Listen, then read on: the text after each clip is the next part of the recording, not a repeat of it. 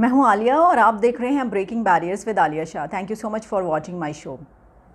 मैं ये सोच रही थी कि जिसका जो दिल चाह रहा है, जिसके जो मुंह में आ रहा है वो हमें कहे जा रहा है। अब हमारी अहमियत, हमारी हैसियत, हमारी औकात इतनी है कि जिसका जो दिल चाहता है वो उसको पब्लिश कर देता है। और हमारी माशाल्लाह से पॉलिसीज़, हमारी स्ट्रेटजीज़ कितनी ज़बरदस्त जा रही हैं कि उन चीज़ों का कोई जवाब भी नहीं दिया जा रहा। ये बात मैं इसलिए करी हूँ कि एक बहुत खौफनाक ख़बर हमारे मुतालिक शाया हुई है। ये ख़बर डेली मेल में पब्लिश हुई है, जिसमें इस खबर में ये कहा गया कि जो पाकिस्तान के एटमी असासे हैं वो तालिबान के हाथ लग सकते हैं। पाकिस्तान के जो एटमी हथियार हैं वो तालिबान के हत्थे चढ़ सकते हैं, ये कही गई है बात। अब आप सोच सकते हैं कि ये कितनी अहम और कितनी खौफनाक बात है और ये क्यों की गई है, इसके पीछे कौन है, ये साजिश किसकी है और कौन करवा रहा है इसको, इस पर बात करेंगे। लेकिन मैं आपको एग्जैक्ट न्यूज़ आपके सामने रखे देती हूँ। डेली मेल में शाया हुआ है कि the Taliban could get their hands on up to 150 Pakistani nuclear weapons after America's catastrophic withdrawal. अच्छा, ये ख़बर सिर्फ डेली मेल में ही नहीं पब्लिश हुई, बल्कि एनवाई पोस्ट में भी ये ख़बर पब्लिश हुई है।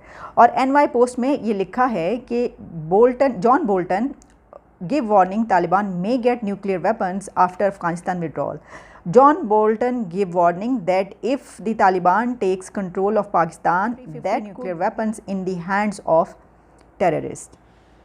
यानी ये कि अगर तालिबान जो हैं उन्होंने पाकिस्तान पर कंट्रोल हासिल कर लिया तो फिर ये जो हथियार हैं उनके हत्थे लग जाएंगे।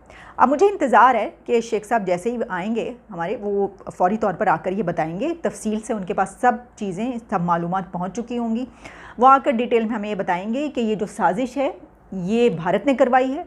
ये आर्टिकल जो लिखवाया डेली मेल में, एनवाई पोस्ट में, जो ये ख़बर न्यूज़ जो है वो पब्लिश करवाई है वो इंडिया ने करवाई है। ये इंडिया की साजिश है पाकिस्तान के ख़िलाफ़, और सारे उनके पास जो हैं वो सबूत मौजूद हैं इसके।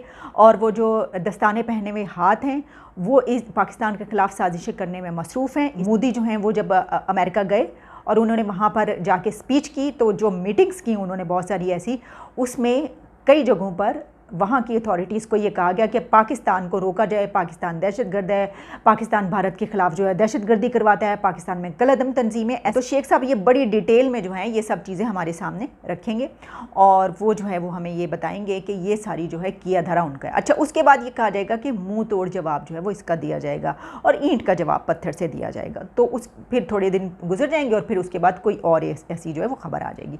अच्छा, जब हमसे बात कही जाती है ना, देखिए आप कुछ नहीं कर रहे हैं, हमारा साथ नहीं दे रहे, तो जनाब हम, मेरा ख्याल है कि इसके लिए वो स्ट्रेटजीज़ बनाई जाती हैं कि जिसके ऊपर आप किस तरीके से काउंटर करते हैं ऐसे प्रोपेगेंडे को या ऐसी बातों को। कि अगर इंडिया में इतनी हिम्मत है, इंडिया में इतनी करेज है, इंडिया ऐसी स्ट्रेटजी बनाता है कि वो अमेरिका का जो एक सिक्योरिटी एडवाइज़र है उसको लेकर जॉन बोल्टन उनको इस बात पे तैयार करे कि वो इंटरव्यू दें एनवाई को और डेली मेल में वो इंटरव्यू, और जिसमें वो ये कहें कि पाकिस्तान के ख़िलाफ़ जो है वो ये हथियार जो हैं वो तालिबान के हाथ लग सकते हैं, और दुनिया को ये बताए और बदनाम किया जाए कि भाई इसके ख़िलाफ़ कुछ कर लो, जो भी तैयारी की जा रही है, जो कुछ भी किया जा रहा है। तो इसके जवाब में जो है हमारे पास क्या है, चलें कुछ जो है ना वो तरीके आज मैं भी बताऊँगी कि हम क्या कर सकते हैं। अगर इनके पास नहीं है या कुछ ऐसे, तो चलें कुछ तरीके हम भी बता ही देते हैं।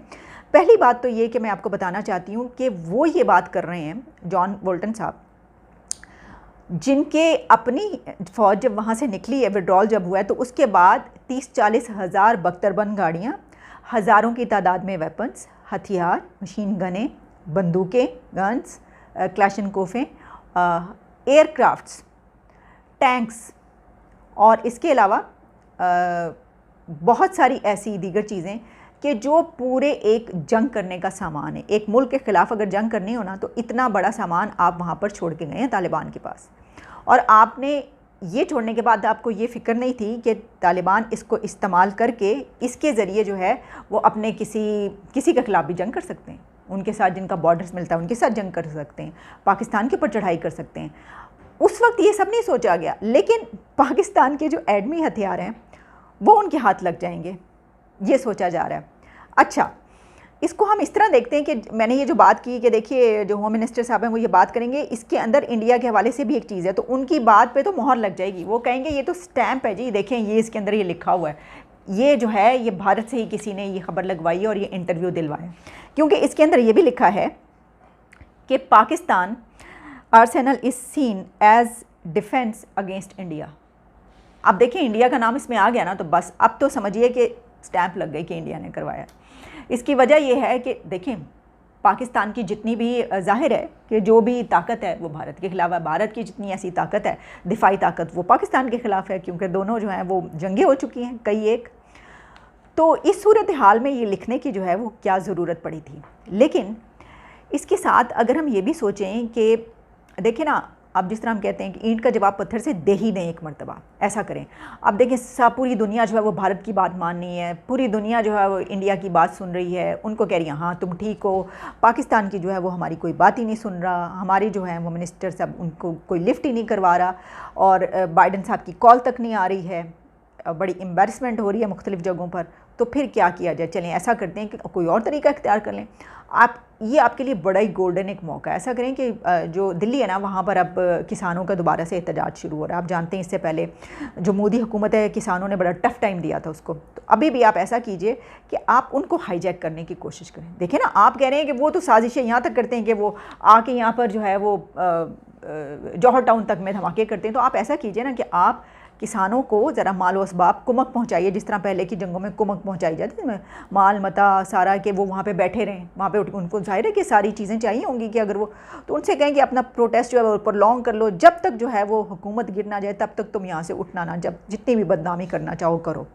लेकिन इसके लिए क्या होगा, आपको उनको देना पड़ेगा पैसा। अब पैसा तो हमारे पास है नहीं, तो इसकी वजह ये है कि खाने के लाले पड़े हुए, भाई इकॉनमी तो ढेर हुई हुई है। तो ऐसा करें कि एक चीज़ में हम बहुत अच्छे हैं, वो ये है कि हम मांग सकते हैं। तो ये एक टैक्टिक है, लोन ले सकते हैं। मोहम्मद बिन सलमान ने जिस तरह पहले लोन लिया था, लेकिन उसके बाद उन्होंने धमकी भी लगाई और उन्होंने कहा वापस करो मेरा पैसा। और फिर आप जानते हैं हमारे प्राइम मिनिस्टर साहब खान हैं, पठान खुददार, उन्होंने कहा मुँह पे मारो इनके पैसा वापस करो। बड़ी मुश्किलों से पेट काट के पता नहीं किस तरीके से जो हमने उनको पैसा वापस कर दिया, मुंह पे मार दिया। लेकिन एक मरतबा फिर उनसे ये कहिए कि जनाब हमें जो है वो पैसा दरकार है, हमने वहाँ पे साजिश करवानी है, ईंट का जवाब हमने पत्थर से देना है, दस्तानों वाले हाथों को हमने बेनकाब करना है। तो फिर यूँ कीजिए कि उनसे पैसा लेके आप उधर लगाइए और वहाँ पर ये साजिश कर सकते हैं। या फिर देखें, अब देखें ना, अब इसी तरह के तरीके आप सोचिए, क्योंकि अब जाहिर है कि आप किसी वहाँ के और सेनेटर को, किसी और पॉलिटिशियन को लेकर अगर आप भी ऐसा कोई उनके ख़िलाफ़ इंटरव्यू इंडिया के ख़िलाफ़ नहीं करवा सकते, तो कोई और तरह के टैक्टिक्स सोच सकते हैं। फिर ये कि मैं सोच रही थी कि तालिबान जो हैं वो फ़र्ज़ कीजिए कि अगर, वैसे तो बच्चा तालिबान है, उनके यहाँ पे आने की ज़रूरत नहीं, लेकिन चलिए फ़र्ज़ कीजिए कि अगर आ भी जाते हैं तो क्या वो करेंगे। जिस तरह वहाँ पे उन्होंने वो जो इक्विपमेंट वहाँ पे पड़ा हुआ है, गैजेट्स उनके साथ खड़े हो के वो एयरक्राफ्ट के पंखों के ऊपर और परों के ऊपर खड़े होकर सेल्फियाँ उतारें, यहाँ पे भी जो है वो बम हाथ में पकड़ के उनके साथ सेल्फ़ी उतरवा लेंगे, यही होगा ना। फिर ये भी कि देखें कितने ज़बरदस्त तरीके से वेलकम किया था तालिबान को। तो उसमें कुछ लोगों ने ये भी कहा कि दरअसल इसकी वजह ये है कि हम कश्मीर में भेज कर कश्मीर आज़ाद करवाना चाहते, तो ये काम भी लिया जा सकता है। देखें आप, एक ये भी तरीका है जवाब देने का, प्रॉब्लम करने का। मसलन ये कि आप तालिबान को जो है वो पकड़ाएँ बम, उनसे कहें कि कश्मीर में दाखिल हो, वहाँ पे पहुँच के उसकी पिन निकाल दें। अब पिन निकालने के तो आप जानते हैं वो एक्सपर्ट है, माहिर हैं। पिन्ने निकाल के उन्होंने 80,000 लोग मार दिए हमारे, 25,000 जिसमें जो है वो फौजी जवान हमारे और बाकी सिविलियंस, बल्कि पूरी दुनिया में पता नहीं कहाँ पिन्ने निकाल के क्या किस को मार दिया। तो ये करेंगे, लेकिन मसला ये कि वहाँ पर जाके जब उन्होंने पिन निकाली तो वो तो हमारे कश्मीरी बहन भाई, जिनके लिए अब हम जद्दोजहद के लिए खड़े भी नहीं हो रहे, खामोशी भी इख्तियार नहीं कर रहे, लेकिन फिर भी हम लिप सर्विस हमारी जारी है, हम वर्बली कह रहे हैं कि हम उनके साथ हैं, तो वो तो मसला पड़ जाएगा। अच्छा, एक और काम भी किया जा सकता है, और वो काम ये है कि मुझे याद है कि हम ये पढ़ते आए हैं, बचपन से सुनते आए हैं कि जनाब 1965 में ये हुआ था कि जो उस वक्त ओवर एज लोग थे ना, ओवर एज मर्द, उन्होंने कहा था कि हम बम जो है हमारे अंदर इतना जज्बा, हम सीने पे बांधते हैं और टैंकों के नीचे लेटते हैं और वहाँ पे घुस जाते हैं और उनको मार देते हैं। ये करें, तालिबान एक तीर से दो शिकार होंगे आपके। देखिए, आप तालिबान को बम पकड़ाइए और उनके सीने पे बांध दीजिए एटम बम, उन्हें चाहिए कि चलें जी अब घुस जाएं उधर। इस तरीके से आपके दोनों दुश्मन, एक तो हम जानते ही हैं ऊपर से तो हम उनके साथ हैं, लेकिन डर के मारे ना, हम जानते हैं कि भाई हमारे खिलाफ कोई दहशतगर्दी ना हो, वहाँ से टीटीपी कुछ ना करे, इस चीज़ से डरे भी हुए, तो दोनों दुश्मन जो है एक ही तीर में काम तमाम हो जाएगा। अब देखिए, हमारे पास अगर आप हमसे पूछेंगे तो इसी तरह के टैक्टिक्स बताएंगे कि अगर मिनिस्टर्स, स्ट्रेटजी बनाने वाले, पॉलिसीज़ बनाने वाले जो हैं वो ये पूछेंगे कि भाई हमें बताएं कि जो है वो सहाफ़ी बताएं, ये करें वो करें, हम क्या करें, और हमारी कोई बात नहीं सुन रहा है। तो भाई ये सब तरीके भी आप आज़मा सकते हैं। अगर आप किसी से वहाँ पर उनकी तरह भारत के ख़िलाफ़ कोई इंटरव्यू नहीं दिलवा सकते, कुछ लिखवा नहीं सकते किसी से, तो फिर तरीके ये हैं। मैं ये सोच रही थी वैसे कि कुछ दिन पहले एक वीडियो आई थी, और वीडियो जो है वो इस तरह की थी कि जिसमें एक साहब थे जो कि बड़े ही वो नवाज़ शरीफ के फ़ैन थे, और उन्होंने उस वीडियो में ये बताया कि दरअसल नवाज़ शरीफ ने एटम बम बनाया किस तरह।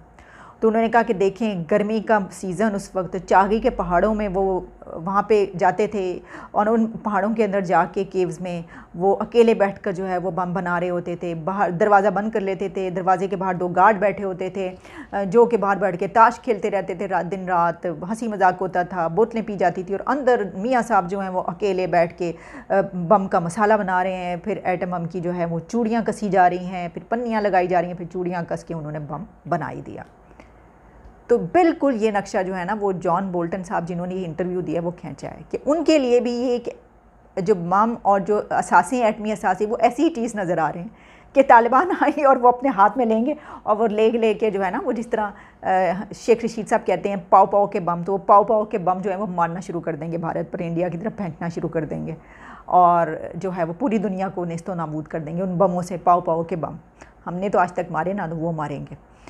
तो ये है सूरत हाल। अभी इन सारी बातों को जो आप देख रहे हैं ना, इसमें से कुछ बातें हैं उन पॉलिसी साज़ों के लिए, उन स्ट्रेटजी बनाने वालों के लिए जो कहते हैं कि जनाब ये साजिशें हो रही हैं, उनको जो है वो ईंट का जवाब।